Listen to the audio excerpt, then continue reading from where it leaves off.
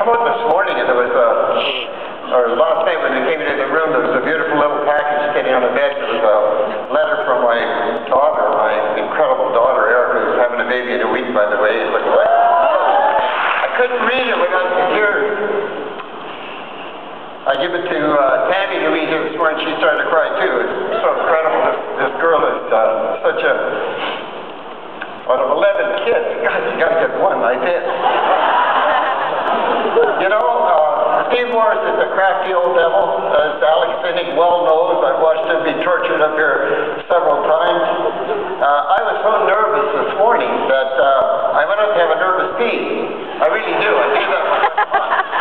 But when I came back in, I realized I hadn't peed, so I had to go back again. You know, I speak all the time, and our path in liquid creation, work with people all the time. I've just spent the most incredible 12 years of my life meeting beautiful people in this company and getting into their hearts and minds, and I got to be careful here, I don't start to cry. Anyway, to get up here this morning was a very important thing to me, and it was my daughter has been pushing this for 2 or 3 conferences, and I've always conventions, and I always try and sit in the back and watch the procedure and enjoy the best convention I've ever gone to. I was in REMAX 16 years. I used to go down to, I remember going down to Orlando and speaking and then leaving, not even staying for the rest of the convention. So these conventions that this company puts on right from day one, and I've been here since day one with Erica Gillio, my good friend there, which I'll talk about towards the end of this little 40 minutes. I got 40 minutes to talk about 80 years. That's about 30 seconds a year. It's not very long. So, as usual, Steve puts the crunch on me. I go through this at every broker's course. Anyway, I want to kind of give you an idea where I come from, and I want to kind of give you an idea how blessed I've been.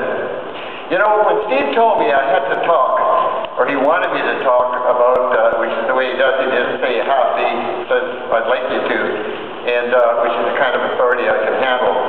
I'd like you to talk about your problem with authority. I phoned up my best friend in the company, Erica Gillio, and I said, phoned her up shortly after I was told this, and I said, Erica, do I really have a trouble with authority? And she broke into hysterics. So I started struggling and looking back through my life and thinking about how I started, where we came from, where my roots are. First of all, for everybody in this room, I'm a North American. I'm not a Canadian, I'm not American. I'm a North American. Why? Because I have 2 citizenships, Canada and U.S.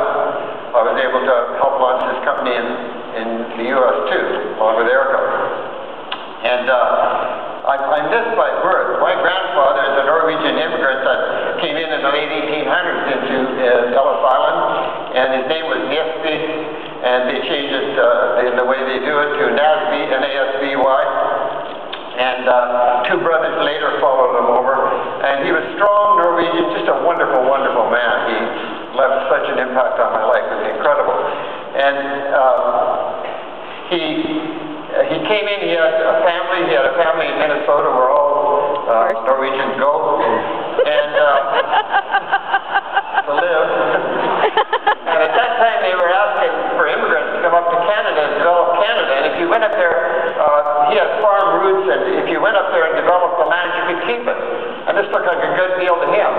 And this is going to sound kind of funny, but he actually drove a team of oxen from Minnesota up to North Saskatchewan, north of the Battleford. Wow. Okay.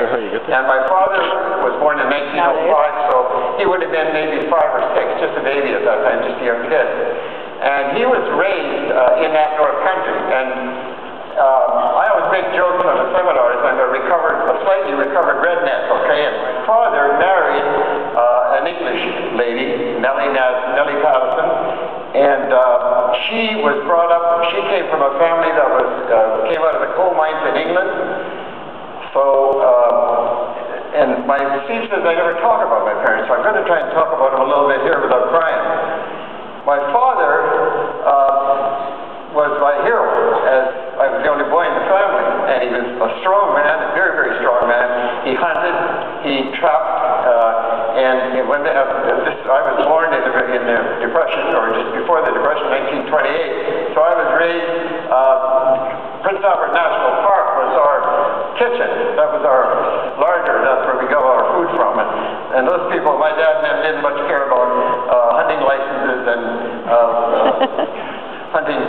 they hunted when they were hungry.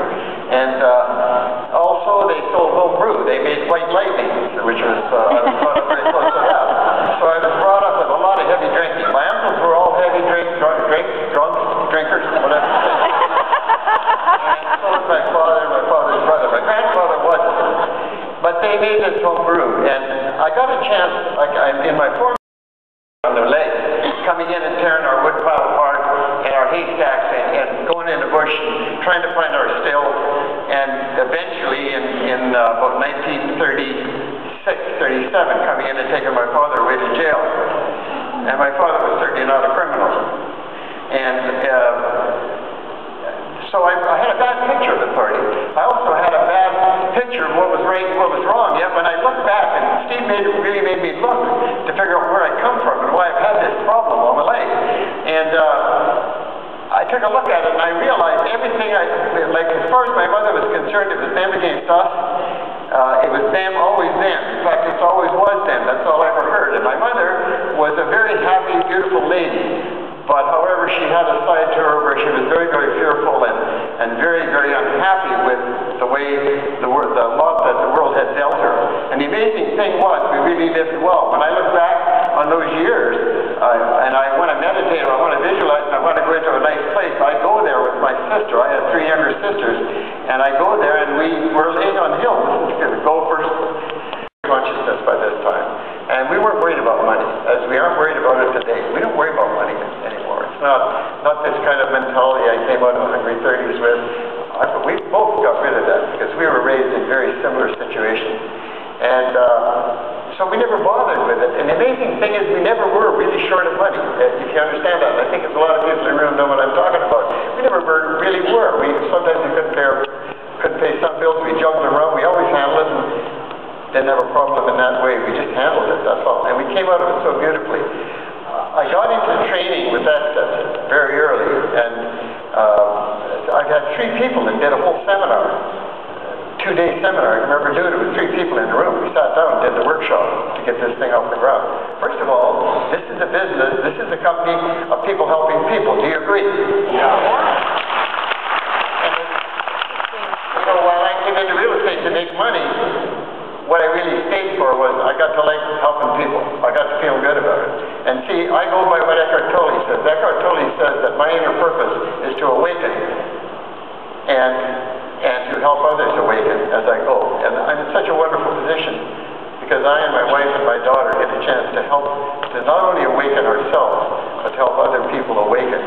And the people in this room, I represent the top 5% of this company. And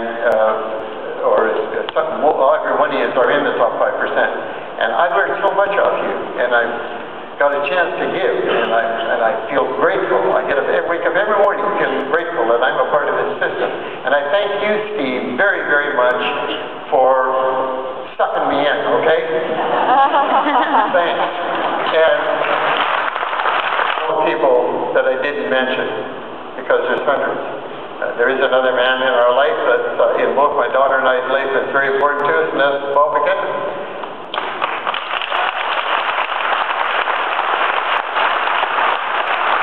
I was listening to Bob speak 3 years ago, and I think it was Dallas or something, and I listened to him and I was thinking, how can I get a coach? I got to get a coach. And I thought, no use getting Steve, would fight too much.